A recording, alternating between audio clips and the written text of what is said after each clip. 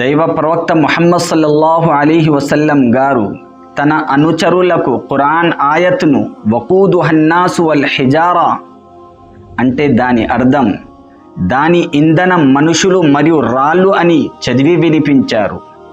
అప్పుడు దైవ ప్రవక్త ముందు ఒక నల్ల వ్యక్తి కూర్చొని ఉన్నాడు.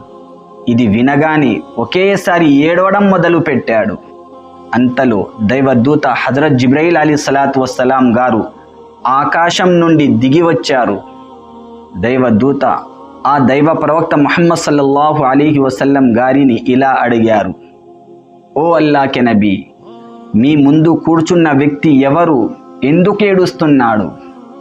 అప్పుడు దైవ ప్రవక్త ముహమ్మద్ సల్లల్లాహు అలీహి వసల్లం గారు ఆ నల్ల వ్యక్తి గురించి దైవదూత ముందు బాగా పొగిడారు. దైవదూత హజరత్ జిబ్రైల్ అలైహిస్సలాతు వస్సలాం గారు చెప్పారు, అల్లాహ్ తబారక్ వ తఆలా ఇలా అంటున్నాడు, నా గౌరవం మీద నా మహిమ మీద ఒట్టు, ఈ లోకంలో నా భయంతో ఎవరి కన్నీళ్లు వస్తాయో నేను అతన్ని స్వర్గంలో చాలా నవ్విస్తాను.